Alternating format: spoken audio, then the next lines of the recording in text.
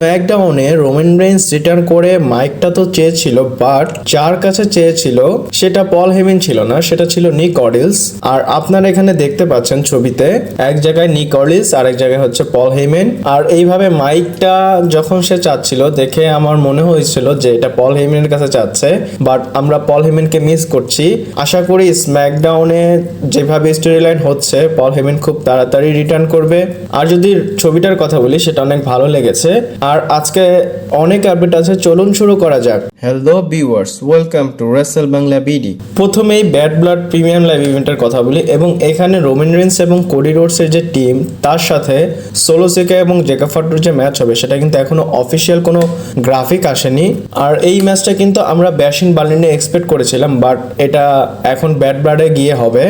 আর এখানে আপনারা ডাব্লিউডাব্লিউ টুইটটা দেখে বুঝতে পারছেন এবং তারা এখানে লিখেছে যে কন্ট্রাক্ট সাইন হয়ে গিয়েছে।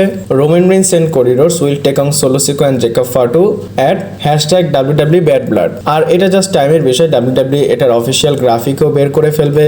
আর আরো একটা কথা বলি, এই যে কোডি রোডস এবং রোমান রিন্স এর সাথে যে ট্যাগ টিম ম্যাচটা হবে সোলো সিকা এবং জেকা ফাটু, সেটা নিয়ে অনেক বেশি কমপ্লেন আছে। আর আপনারা স্ম্যাকডাউনে যদি দেখে থাকেন রোমান রিন্স এবং কোডি রোডসকে দুইজনকেই আসলে অনেক বেশি নর্মাল লাগতেছিল। এটা তো একটা স্টোরির জন্য নর্মাল লাগতেছে, বাট এই ম্যাচের আউটকাম এবং পসিবিলিটি কি হবে সেটা আপনারা সবাই জানেন, লাস্টে গিয়ে কারা জিতবে।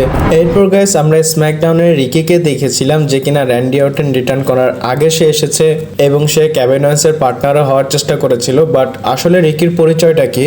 আর আমি যখন এর প্রোফাইলটা গিয়ে দেখেছি আসলে সে একজন রেসলার এবং এই রেসলিং বিজনেসে তার অনেক বছর হয়ে গিয়েছে। আর FTR যেটা WWE রিভাইভাল নামে একটা টিম ছিল তাদের সাথে কিন্তু ম্যাচও আছে। আর এদের কিন্তু একটা ট্যাগ টিমও আছে, এরা কিন্তু অনেক পপুলার। এদের টিম হচ্ছে মিডনাইট হিট। আর WWE এমনটা না যে কোথা থেকে একজনকে উঠিয়ে নিয়ে এসেছে, তারা ভালো ভালো কাউকে যদি অ্যাজ এ জবার হিসাবে দেখায় তাহলেও তারা ভালো ভালো রেসলারকে পিক করে। এরপর গাইস একটা ফুটেজ আপনাদের দেখায় টামা টোঙ্গা যে কিনা রোমান রিন্সের হাতে মার খেয়েছে এবং লাস্টে গিয়ে সবাই ভাগতেছিল, তো সে লিটারেলি একটা ফ্যানের সাহায্য নিচ্ছিল এবং তাকে বলতেছিল যে আমাকে ধরে উঠাও। এবং এখানে সোলো সিকা বলতেছিল রোমান রিন্সকে কোডি রোডসকে দেখিয়ে যে হি ডোন্ট লাইক ইউ। আর এই কথাটা সে কিন্তু দুইবার বলেছে। আর সোলো সিকা কিন্তু পছন্দ করেনি যে তোমরা দুজন কেন একসাথে আসতেছো, বা তোমরা তো একজন আরেকজনকে পছন্দ করো না, কেন আমার জন্য তোমরা কন্ট্রাক্টটা সাইন করেছো। এরপর গাইজ স্ম্যাকডাউন হয়েছিল, বাট আমি আমার একটা পার্সোনাল প্রবলেমের কারণে আপনাদের সাথে রিভিউ ভিডিও নিয়ে আসতে পারিনি এবং ভিডিও দিতে পারিনি। তো স্ম্যাকডাউন হওয়ার আগে ট্রিপল এইচ একটা পোস্ট করেছে এবং এখানে স্ম্যাকডাউনের একটা পোস্টার আপনারা দেখতে পাচ্ছেন। আর যদি স্ম্যাকডাউনের লোগোর কথা বলি, আমার কাছে মানে আমি তো ডিজাইনার, আমার কাছে একদম পারফেক্ট মনে হয়েছে আর অনেক ভালো লেগেছে।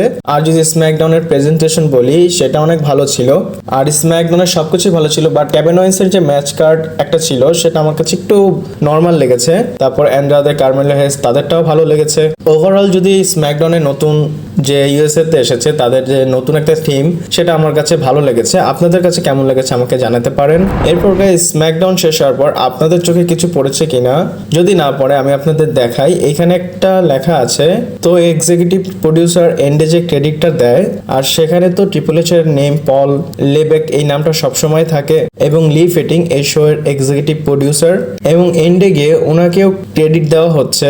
আর আগে কিন্তু অল রাইটস রিজার্ভ একটা লেখা থাকতো, তো এখন তারা নতুন করে এই জিনিসটাও দিচ্ছে। আর আমার কাছে এটা ভালো এডিশন লেগেছে। যদি এক একটা শোতে এক একটা প্রডিউসার হয় তাহলে তাদের নামটাও দিবে। আর আই থিঙ্ক ট্রিপল এইচ এটার উপর কনসিস্টেন্ট থাকবে।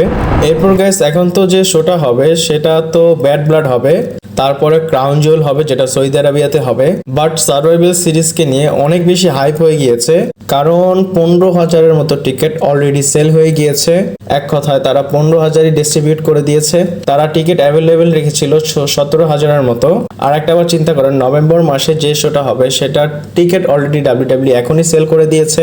আর আমার যতটুকু ধারণা WWE এটার ক্যাপাসিটি আরেকটু উপর নিচে বা এটা বাড়াতে পারে, কারণ তারা যখন মনে করে যে আরো বেশি লোক আনতে পারবে তারা বা আনার সুযোগ আছে তখন তারা টিকিট আরো বেশি অ্যাভেলেবেল করে দেয়। আর সার্ভাইভাল সিরিজের এরকম বড় ফিল দেওয়ার কারণ হচ্ছে স্পেশালি আমি বলবো রোমান রেন্স এবং ব্লাড লাইনের যে একটা স্টোরি, সেটা আসলে সার্ভাইভাল সিরিজে যে গিয়ে কিছু একটা হবে সেটা তো সবাই জানে।